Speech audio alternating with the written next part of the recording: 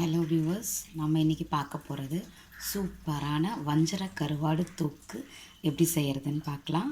அதுக்கு நான் ஒரு அகலமான பேன் எடுத்துக்கிட்டேன். அதில் எண்ணெய் விட்டுட்டேன். இது தாளிக்கிறதுக்கு வெறும் கடுகு மட்டும் போதும். நான் ஒரு 1/4 ஸ்பூன் கடுகு மட்டும் போட்டுக்கிட்டேன். நான் இன்றைக்கி 5 பெரிய வெங்காயம் எடுத்திருக்கேன். எனக்கு கொஞ்சம் தொக்கு நிறையா வேணும் அப்படின்றதுக்காக நீங்கள் உங்களுக்கு தேவையான அளவு நீங்கள் எடுத்துக்கோங்க. நான் 5 பெரிய வெங்காயம், ஒரு பச்சை மிளகாய் எடுத்து வெங்காயத்தை நல்லா பொடியாக கட் பண்ணி வச்சுருக்கேன். கடுகு பொரிஞ்சிருச்சு. இப்போ இந்த வெங்காயத்தை ஆட் பண்ணிக்கலாம் வாங்க.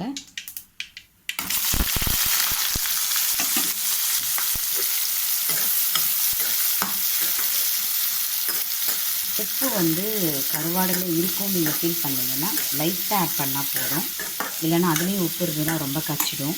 ஸோ நீங்கள் இப்போதைக்கு ஜஸ்ட் வெங்காயம் வதங்குறதுக்கு மட்டும் கொஞ்சமாக ஆட் பண்ணிக்கிட்டு அதுக்கப்புறமா நீங்கள் பார்த்துட்டு உப்பு தேவைன்னா நீங்கள் ஆட் பண்ணிக்கோங்க. இது நல்லா வதங்கட்டும். பாருங்கள், வெங்காயம் இந்த ஸ்டேஜ் லைட்டாக கலர் மாறும் பார்த்தீங்களா? ஸோ அந்த ஸ்டேஜில் வறுக்கும்போது நான் க்ளீன் பண்ணி எடுத்து வச்சுருக்க வஞ்சர கருவாடை வெங்காயத்தோடவே நான் ஆட் பண்ணிடுவேன். பாருங்கள், 4 to 5 பீசஸ் எடுத்திருக்கேன் இன்றைக்கி. இதை அப்படியே நம்ம ஆட் பண்ணிடலாம். நம்ம வெங்காயத்தோடு ஏன் ஆட் பண்ணுறோன்னா, வெங்காயத்தோடு ஆட் பண்ணும்போது அந்த கருவாடு நல்லா வதங்கும். ஸோ வதங்கும்போது அதோட அரோமாவே ரொம்ப சூப்பராக இருக்குங்க. சாப்பிடாதவங்க கூட சாப்பிட வச்சிடும், அந்தளவுக்கு ஒரு வாசனை கொடுக்கும்.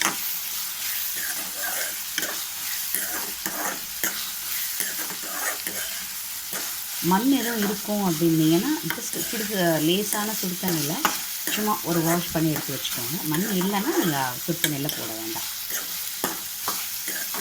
இது அப்படியே நீங்கள் சிம்மாக வச்சுக்கோங்க. ஒரு 10 minutes இது சிம்மாகவே அந்த கருவோடு அந்த வெங்காயம் அந்த பச்சை மிளகா கூட நல்லா வதங்கட்டும். பாருங்கள், இந்த வெங்காயம் இந்த கருவாடு எல்லாம் சூப்பராக நல்லா வதங்கியிருக்கு. உங்களுக்கு பார்க்கும்போதே தெரியும். ஸோ இந்த நல்ல வெங்காயம் சுருண்டு வந்துடுச்சு. ஸோ இந்த ஸ்டேஜில் நான் மீடியம் சைஸ் தக்காளியாக ஒரு 3 தக்காளி எடுத்து வச்சுருக்கேன். அதை நம்ம ஆட் பண்ணிக்கலாம்.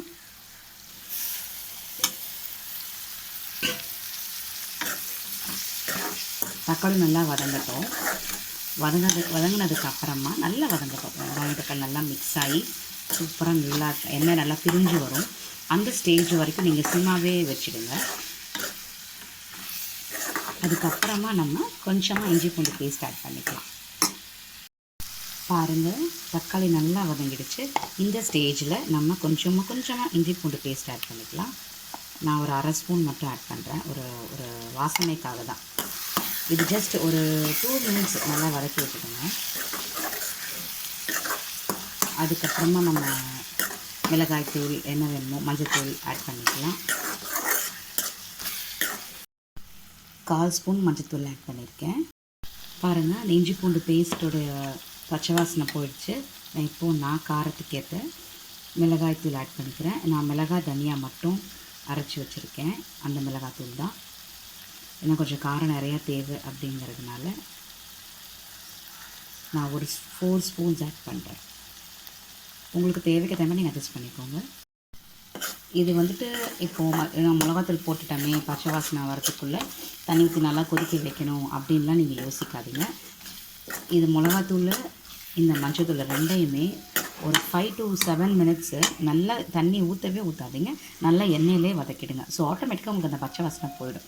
அதுக்கப்புறம் நீங்கள் கொஞ்சமாக ஆட் பண்ணிங்கன்னா கிரேவியும் டேஸ்ட்டாகவும் இருக்கும். ரொம்ப தண்ணி இல்லாமல் திக்காக நல்லா சூப்பராக இருக்கும். பாருங்கள், நல்லா எண்ணெய் பிரிஞ்சு நல்லா பச்சை வாசனையெல்லாம் போய் சூப்பராக வந்திருக்கு. பாருங்கள், இந்த ஸ்டேஜில் தண்ணி கொஞ்சமாக விட்டுக்கிட்டால் போதும். நான் ஒரு சின்ன கிளாஸில் ஒரு கிளாஸ், சின்ன டம்ளர் ஒரு டம்ளர், அவ்வளோதான். இதுக்கு தண்ணி குறைவாக ஊற்றுறோமே, கருவாடு வேகுமா நீங்கள் கவலையப்பட வேண்டாம். அதுக்காக தான் நான் வெங்காயத்தோடவே சேர்த்தே வதக்கிட்டோம். நல்லாவே வெந்திருக்கும்.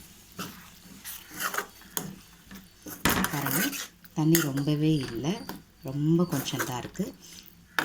இது அப்படியே நீங்கள் ஒரு 5 to 7 minutes இல்லை 10 minutes கூட அப்படியே விட்டுட்டிங்கன்னா நல்லா தண்ணியெல்லாம் சுண்டி இன்னும் சூப்பராக வந்துடும்.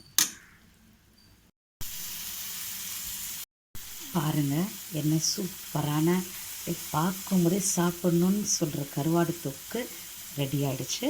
நம்ம இறக்க போகிறோம். அதுக்கு முன்னாடி நம்ம கொஞ்சமாக கருவேப்பிலை மட்டும் இதில் போட்டுக்கலாம். கருவேப்பிலை கொத்தமல்லி எதுனாலும் ஓகே. போட்டுட்டு அப்படியே இறக்கி வச்சு சூடாக சாப்பாடு போட்டு சாப்பிட்டிங்கன்னா அவ்வளோதாங்க. இந்த வீடே மணக்கும். வீட்டுக்கு வரவங்க கூட அப்பா சூப்பராக வாசனை வருதேன்னு எங்களுக்கு கொஞ்சம் கொடுங்கன்னு கேட்டு வாங்கிட்டு போவாங்க. அந்தளவுக்கு யம்மியான வஞ்சர கருவாடு தொக்கு சூப்பராக ரெடி ஆகிடுச்சு. ட்ரை பண்ணி பாருங்கள். சப்ஸ்கிரைப் பண்ணுங்கள். மறக்காமல் பெல் ஐக்கனை கிளிக் பண்ணுங்கள். கமெண்ட் போடுங்க. பாருங்கள்